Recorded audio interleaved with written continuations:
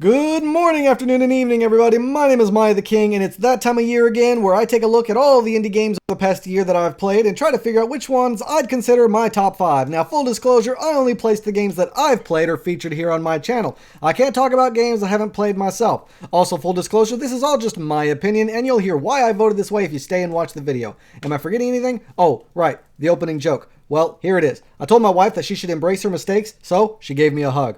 One last word of warning, every game included here is still in early access, but if I've learned anything over the years, it's that sometimes an early access game can be better than a full release, so let's not exclude them, huh? Now then, let's get started!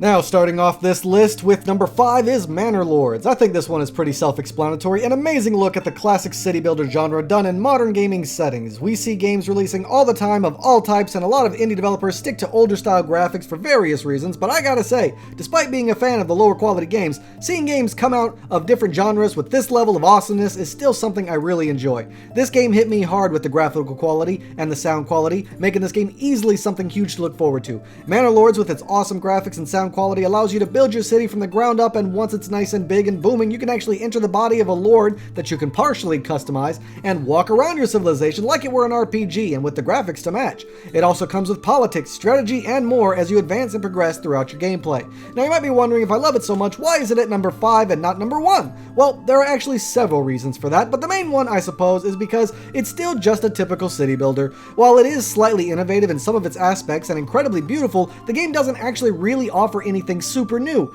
The using of roads to build things is very similar to how Cities Skylines does it, and overall, it just isn't structured to get a whole lot better than where it's currently at.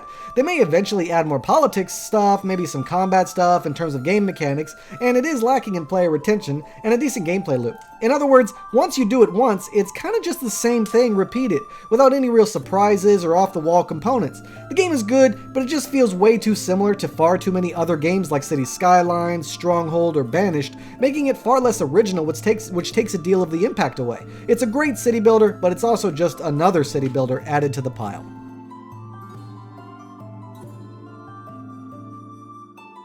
New Arcline. Now, New Arcline here is an isometric RPG, or a top-down stylized game, where magic meets technology being its overall theme. Steampunk technology, to be exact, so it's where gunpowder and hot air balloons meets fireballs and dragons. I think this is incredibly interesting for an idea, and one that I've been very fond of experiencing for a while now. This game boasts a fairly well-designed sound system, graphical settings, gameplay, and concept, while rumored to be around 10 hours of gameplay currently, which obviously depends on the player. The lore and writing here, along with its ideas and overall creativity, is super interesting. A game very similar to Baldur's Gate 3, which in my opinion is very much appreciated and a good idea. It has the dice rolls for random events and skill checks, dialogue options with influences and consequences, quirky companions, skill trees, cool inventory management, backstory and customization for your main character, and I could keep going with the similarities and the awesomeness here. To me, this game was quite the breath of fresh air in an environment filled with FPS shooter clones and battle royales. I mean, I just love me a good RPG, and this one definitely delivered. Basically, in this game you play as yourself, a character you can customize who gets thrust into quite the situation as tensions start to flare up between magic and technology. You'll have to pick your side as you progress through the game's story, which I refuse to spoil or even hint at. With turn-based combat, incredibly interesting inventory, skills, and other equipment, and unique quirky characters, the game is very solid for its future development. There's so many positive things to talk about here with this game that I'll just simply never get to them all. So let me wrap up by saying the game is very unique, it's very different, it's very well done with a great foundation to become something even more awesome. Now, obviously the game isn't finished yet and has a lot of work to be done still. However, I think this is a game we should definitely keep our eye on, as the devs seem to be very passionate and seem like they know what they're doing and what they're trying to give us gamers. And so far, this game has such a promising start that I had to put it on the list. It's at number 4 on this list because it's larger in scale in terms of overall gameplay design and promise, and with the potential to become far grander. And honestly, I'm super excited to see what comes next for this game. It sits at number 4 because despite the promise of how good it looks and how good the game is, it is still lacking in a lot of ways, like content and stability. But it's definitely a game we should keep our eyes on.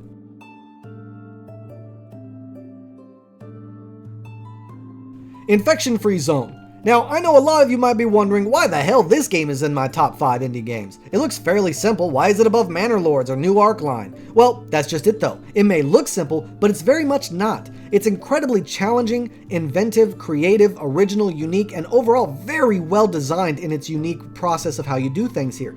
The gist of the game is this: a virus plague racked the world, basically ending it with zombies, and you were elected as the recent leader of a small group of survivors hiding away in bunkers or underground shelters or whatever. Finally, it's time to open the door and re-enter the world, and you must lead your small group of survivors in this new destroyed world. You can customize the name of your organization and the flag that hangs on your HQ. It's kind of a city builder game, but it's also kind of a tactical strategy game. But the key here is to build up your city of survivors by utilizing old buildings that were long abandoned since the apocalypse.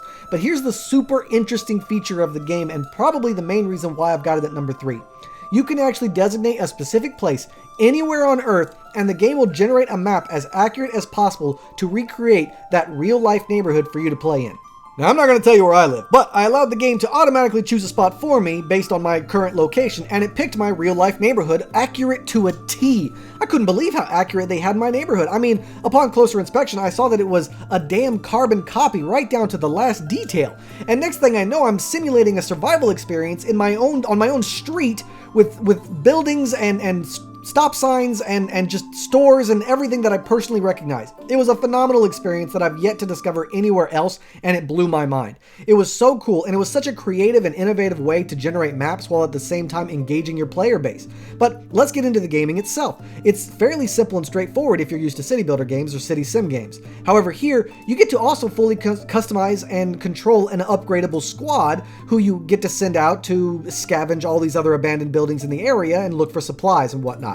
They can find abandoned cars and repair them and use them to fast travel and store more goods. The zombies work on I Am Legend rules where the sun hurts them and they can only come out at night, while they're out gathering supplies like canned food, medicine, and ammo, and your other people can be cutting down trees and scavenging metal from lampposts or deconstructing nearby houses and buildings that you won't end up using for resources.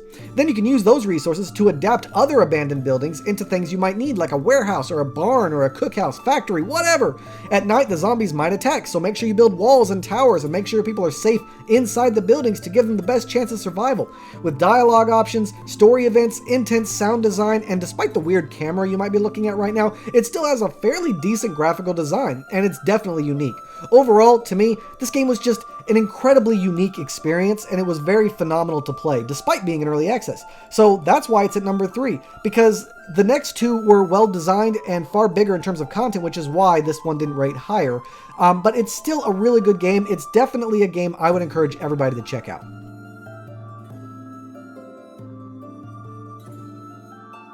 Palworld. Now, I might get a lot of flack for this one, either for it being on my top 5 at all, or not being number 1, or not being last, but at least hear me out before you judge, okay? When you play Palworld, you're definitely not thinking indie game. With its size, scope, creativity, gameplay design, gameplay loop, I at least was not thinking this was some indie game. It seemed too massive and too well designed to be independent, but it is.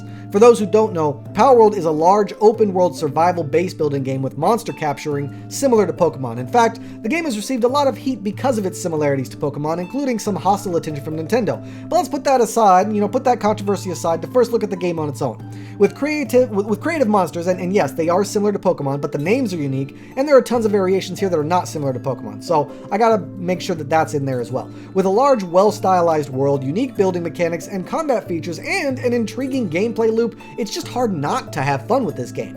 You run around building your base with your main objective being to find these large towers, and each with a significantly strong tower boss.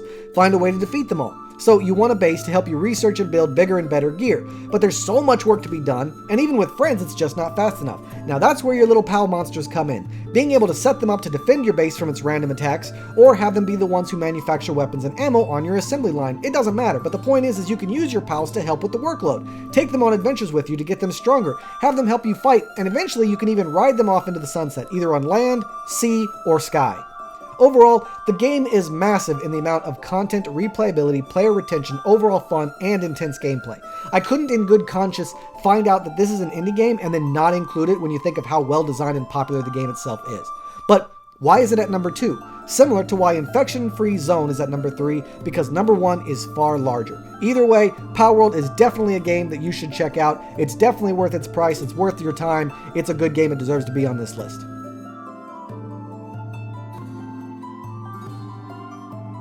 Yes, once human. Despite the negatives from my own review video that I put out, I give this game credit where credit is due. A game that's online, massive multiplayer RPG, and open world. A survival game with MMO-style gameplay. And when you think about the style of the game, and then the graphics added to it, the game looks phenomenal. With great music, great gameplay, and here's the biggest one for me, the stability. A game like this with stability blows me away. I'll go further into everything later, but for now, this game, without spoilers, goes like this. Some scientists were exploring with science and accidentally opened a doorway to other dimensions using science. Our worlds collided and now there's chaos everywhere. You are one of the few chosen ones who have to go around killing these monsters scattered about which are poisoning the world, and you need to kill or capture them to save the world. That's the gist of it without a lot of spoilers. Now, the reason why I have this game at number 1 is because I realized that it was an indie game, an indie company, and to look at the size and scale of this game, but to place it on the same level as Palworld, Infection Free Zone, or Manor Lords, because they're all indie games. And this is clearly the far larger, grander, better game if you look at it objectively, or if you look at it in terms of scale. An MMORPG with survival mechanics that's stable. I experienced no bugs or glitches while playing. An MMORPG with a fun gameplay loop. Balanced, interesting combat and exploration mixed with survival stats, building mechanics, bases crafting, upgrading, and more, and done very well. Did I mention it had stealth mechanics? There's stealth mechanics. Like, with great looking graphics, great soundtrack, great repetitive loop, and just an interesting, unique, original idea. And the thing that really blows it away for me is how all of it is so well done.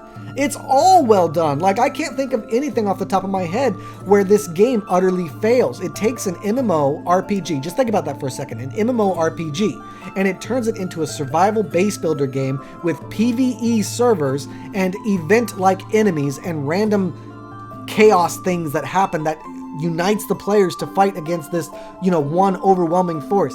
And it's all done well. And I think that's why one of the reasons why I put it at number 1. It's just really hard to say that this game shouldn't be at number 1. And did I mention all this quality, all this content, all this engagement, and it's all free? Yes, that's right. The game is free to frickin' play. There's literally no reason why this game shouldn't be on my list, and no reason why it shouldn't be at number 1, which is why it's here. Everything you could want in this game of this type of genre, and it has it.